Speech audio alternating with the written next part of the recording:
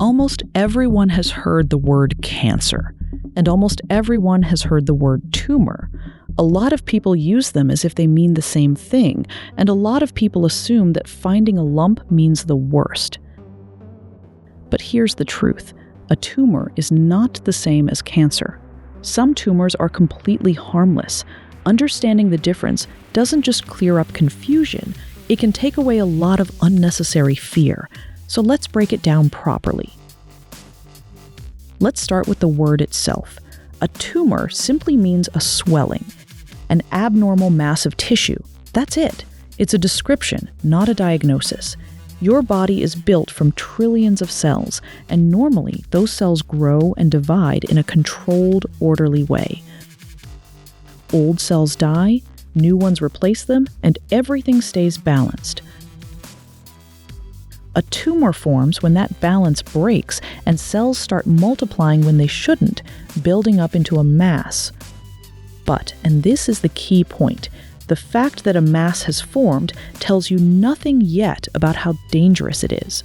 For that, we need the real distinction. Tumors fall into two camps, benign and malignant. A benign tumor grows where it starts and stays there.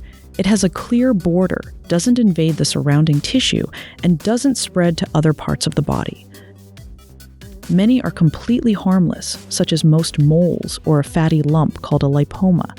They can still cause problems if they press on something important, such as a nerve or a blood vessel, but the cells themselves remain localized. Remove it, and it's usually gone for good. A malignant tumor is different. These cells don't respect borders. They push into nearby tissue and, most importantly, can break away and travel to other parts of the body. That is what we call cancer. So here's the clean way to remember it. A tumor is the broad category. Cancer is specifically a malignant tumor.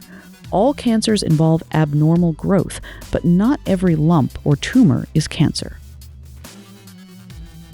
So why do some cells turn malignant? This is where it gets fascinating. Normal cells follow rules. They divide only when the body signals them to. They stop dividing when they're told to stop. And if they get too damaged, they trigger their own self-destruct switch, a process called apoptosis. Think of it as quality control. A damaged cell is supposed to remove itself for the good of the whole body.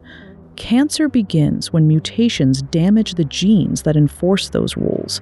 The result is a cell that ignores the stop signals, keeps dividing, and disables its own self-destruct switch. It becomes, in a sense, a cell that has stopped working for the body and started working only for itself. And it gets more cunning. As the mass grows, malignant cells can trick the body into building new blood vessels to feed them, which is called angiogenesis. With a blood supply, the tumor can grow faster and gain a route to travel. That traveling is the part that makes cancer so serious. It's called metastasis. Cells break off the original tumor, slip into the bloodstream or the lymphatic system, and seed new tumors in distant organs, such as the lungs, liver, bones, and brain.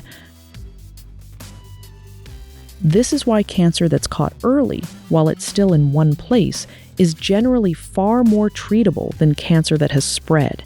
And it's worth saying clearly, this is exactly why screening and early checks matter so much. The goal is to catch abnormal cells before they ever reach this stage. Once it's confirmed as cancer, doctors describe it in two ways people often confuse: grading and staging.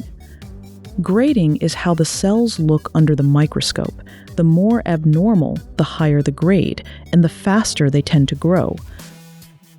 Staging is about how far it has spread, from staying in one small spot to reaching nearby lymph nodes to traveling to distant organs.